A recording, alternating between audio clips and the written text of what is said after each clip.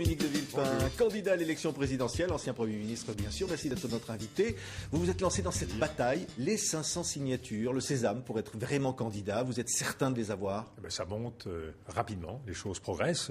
On a encore 2 mois pour arriver au bout du compte. Vous avez combien de signatures pour l'instant? Ne rentrons pas dans des comptes d'apothicaire, vous savez, quand on aime, on ne compte pas. Mais les choses progressent bien et je suis confiant dans notre capacité à réunir ces 500 signatures. Alors, on dit qu'évidemment, les sondages sont ce qu'ils sont. Vous avez l'impression qu'il y a quand même une dynamique autour de vous qui se crée? Oui, je le sens sur le terrain, et puis je le sens bien dans les thèmes de la campagne. Les choses se rapprochent en direction des candidats qui parlent de la vie des Français et surtout qui apportent des solutions. Je crois que c'est l'essentiel. On peut pointer le doigt sur les problèmes, mais les Français les connaissent bien, les problèmes, ils les vivent au jour le jour. Donc aujourd'hui, ce qui compte, c'est quelle solution pour la France, quelle solution pour chacune et chacun d'entre nous. Je crois que c'est l'essentiel. Oui, quelle solution, par exemple, pour ces ouvrières de l'Ejabi, entreprise française, dont on a annoncé hier par le tribunal de commerce que leur unité de production va être délocalisée en Tunisie. Elles menacent de faire une grève de la faim et visiblement, il n'y a pas de réponse des autorités publiques. C'est parfaitement symbolique de ce qui se passe maintenant depuis plusieurs années dans notre pays, dans des secteurs d'excellence, dans des secteurs où il y a un savoir-faire français, dans des secteurs qui portent le nom de la France, puisqu'il y a là une image du luxe français, une image de ce qu'est la tradition française. Eh bien, on voit que nous rencontrons de plus en plus de difficultés. Donc, baisser le coût du travail, faire en sorte que la comparaison avec des pays, en l'occurrence le Maghreb, la Tunisie, soit plus à l'avantage de la France. Nous faisons face au même problème dans la compétitivité de la France avec l'Allemagne. Donc il y a des mesures ciblées, des mesures ponctuelles qui doivent nous permettre de renforcer notre compétitivité, de dynamiser ces secteurs, de renforcer leur capacité à exporter. On voit bien que la faiblesse des PME françaises, c'est la difficulté qu'elles ont à franchir un certain mur, un mur de croissance, l'accès au crédit, le renforcement de leurs fonds propres. Il faut créer une banque publique d'aide aux PME, comme va le proposer François Hollande. Moi, je l'ai proposé d'ores et déjà. Il faut effectivement soutenir la capacité de ces entreprises à avancer. Moi, je propose par ailleurs un service public bancaire, parce que trop souvent, les banques ne font pas leur travail en direction des particuliers ou en direction des petites et moyennes entreprises. Donc, il faut apporter des garanties aux entreprises, des garanties aux particuliers, de façon à ce que l'égalité devant le financement soit davantage renforcée. Alors, il y a eu hier un sommet social, 430 millions d'euros annoncés nouveaux donc, pour des redéploiements par Nicolas Sarkozy pour financer un certain nombre de choses, notamment des créations d'emplois au Pôle emploi, c'est-à-dire pour trouver de l'emploi, évidemment l'aide pour le chômage et une situation toujours très difficile sur le front de l'emploi. Vous pensez que le sommet social, même si on n'a pas parlé de TVA sociale, a apporté des solutions ? Il y a des pistes qui sont avancées. Je regrette une seule chose, c'est que tout cela vienne bien tard. La bataille pour l'emploi, elle aurait dû commencer, ou plutôt continuer, parce qu'elle s'est arrêtée en 2007. Quand j'ai quitté Matignon, la bataille pour l'emploi s'est arrêtée. Elle reprend aujourd'hui. Je trouve dommage que ces pistes-là n'aient pas été explorées avant, mais ce sont de bonnes pistes. Ne soyons pas mauvais joueurs. Il y a là de bonnes pistes, je pense, au temps de travail partiel, au chômage partiel. Ce sont des pistes qui ont été éprouvées par nos voisins allemands, par exemple. Donc élargir. C'est pas un peu tard aujourd'hui? Non, mais c'est tard, mais ce sont des pistes qui seront utiles, quoi qu'il arrive, pour la suite. Donc élargir le travail partiel, permettre à des entreprises plus de flexibilité, mais ça, il n'en a pas été question hier. Plus de souplesse, plus de flexibilité. Alors ça, c'est effectivement une piste forte pour la réduction du coût du travail, mais il y a d'autres pistes qui sont explorées en direction des jeunes. J'aimerais qu'on aille encore plus loin, exonérer de charges les TPE qui recruteraient des jeunes, c'est bien, mais il faut aller encore plus loin, et notamment faire en sorte, dans le dialogue avec les grandes entreprises, qu'elles puissent prendre des engagements forts, chiffrés, ciblés, en ce qui concerne l'embauche des jeunes.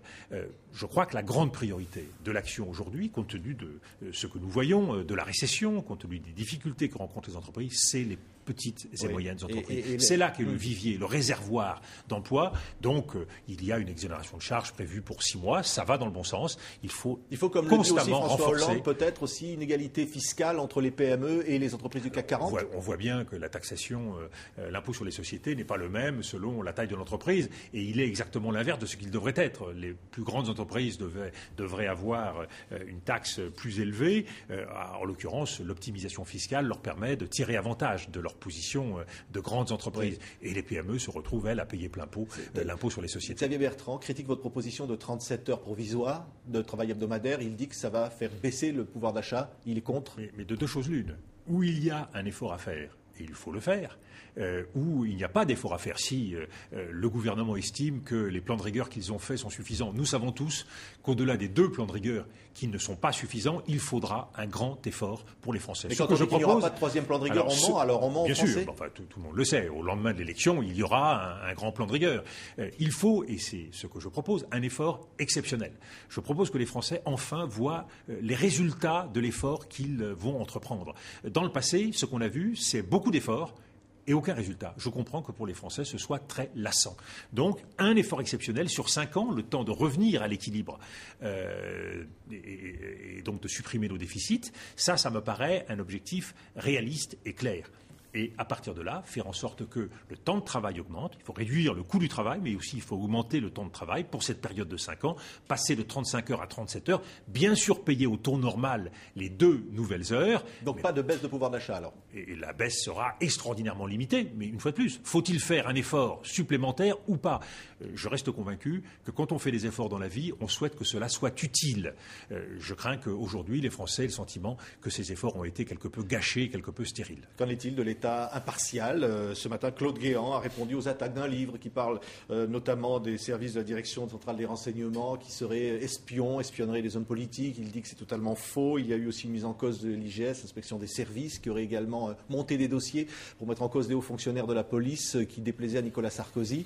Qu'est-ce que vous pensez de tout ça, vous? Écoutez, je pense que tout cela fait désordre. Il y a une confusion liée à des affaires qui se multiplient, toujours plus nombreuses, et qui créent un certain désarroi chez nos concitoyens. Donc comment faire pour que la sérénité puisse revenir dans le débat politique, que l'État puisse être à sa place, c'est-à-dire effectivement impartial et exemplaire. Ce n'est pas le cas aujourd'hui?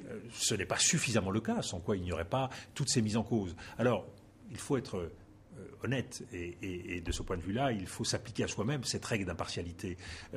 Les procès d'intention, c'est facile. Oui. On peut jeter en l'air toutes sortes d'accusations. Il faut éviter de le faire quand cela porte atteinte au crédit de l'État. Donc mettre en cause des hommes, mettre en cause... Mais là, par exemple, vous croyez que Claude Guéant a dit vrai lorsqu'il dit que jamais les services ne peuvent écouter un homme politique? Moi, je veux le croire. Je veux le croire. Et s'il y a des manquements, que les sanctions soient exemplaires. Ce que je dis aujourd'hui, c'est que nous n'avons pas les moyens de savoir. Il y a une opacité du système, tout simplement parce qu'il y a une confusion des pouvoirs. Pour que cette confusion des pouvoirs soit écartée, eh bien, il faut appliquer des principes simples, le principe de séparation des pouvoirs. Beaucoup des affaires qui sont aujourd'hui sur la table seraient écartées, le soupçon serait écarté s'il y avait une véritable indépendance de la justice. Prenez l'affaire de Nanterre, par exemple, avec le juge Courroy. Une vraie indépendance de la justice, une séparation entre le parquet et le pouvoir politique, cela contribuerait à créer une certaine sérénité dans notre vie publique. C'est les mêmes principes qui doivent s'appliquer en ce qui concerne la police. Il y a là des garanties qui doivent être données à chaque citoyen, qu'on ne sera pas mis sur écoute, qu'on ne sera pas suivi. Je sais qu'aujourd'hui, dans le débat public, beaucoup d'hommes politiques se sentent visés, mis en cause. Ce n'est pas votre cas aujourd'hui, vous pensez? Moi, je veux éviter de céder à la tentation des accusations. Il y a des manquements. On n'essaie pas de vous intimider, par exemple? Il y a des manquements, mais qui est une intimidation politique, je veux bien le comprendre. Que certains moyens soient utilisés, notamment les moyens de l'État, cela serait scandaleux. Mais je crois que rajouter de la confusion, des accusations dans le débat public, ce n'est pas responsable. Je suis un responsable public et je ne veux pas céder à la peur ni à la pression. Je crois que pour sortir de cela, il y a des solutions. Appliquer des règles et des principes. Oui. Donc faisons en sorte que des garanties soient données dans le fonctionnement de la police, faisons en sorte que l'indépendance de la justice soit garantie, faisons en sorte que les médias puissent effectivement faire leur travail, parce qu'il y a aussi de la part de nos citoyens beaucoup de soupçons. Quand les journalistes ont été écoutés, par exemple. Oui, mais il y a aussi des soupçons quant au manque d'indépendance des médias, quant à la difficulté d'appliquer la liberté de l'information. Je suis pour qu'on donne des garanties et qu'on fasse en sorte que des grands groupes, par exemple, qui vivent de la subvention publique, ne puissent pas posséder des médias. Je crois que cela clarifierait les choses dans notre pays. Vous avez été pendant 6 ans poursuivi par Nicolas Sarkozy dans cette affaire. Vous avez été relaxé. De tout cela, est-ce que finalement vous vous sentez plus libre que jamais aujourd'hui, Dominique de Villepin? C'est-à-dire que notamment, si vous n'étiez pas au second tour, libre de choisir le candidat que vous voulez, pas forcément celui de droite. Vous savez, les épreuves preuve renforce, ça ne rend pas forcément machiavélique. Et en tout cas, je me garderai bien de vouloir jouer de cette liberté. Non, la liberté, c'est une responsabilité. Plus vous avez de liberté, plus vous avez de responsabilité devant les Français. Donc, je ne rentre pas dans les querelles, les stratégies, les arrière-pensées aujourd'hui et les petits jeux autour de l'élection présidentielle. Je défends une candidature de conviction. J'ai des convictions et j'ai une expérience. Et par ailleurs, et ce n'est pas la moindre des choses, j'ai la chance d'avoir un bilan. J'ai mené entre 2005 et 2007 3 batailles. Vous voyez, à l'époque, il n'y avait pas 50 priorités. Quand vous dites je suis le candidat contre la caste au pouvoir, ce sont des mots très durs. Je suis un candidat qui veut bousculer le système politique, qui veut changer. C'est une caste qui dirige la France aujourd'hui. Mais c'est une caste.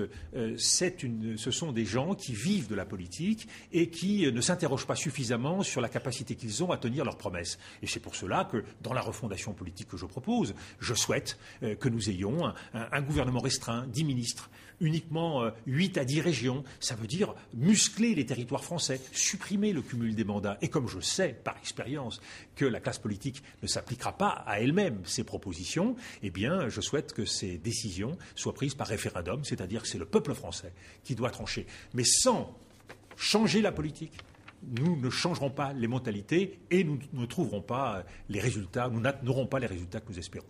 Merci Dominique de Villepin aujourd'hui d'avoir été l'invité de TV5 Monde. Merci.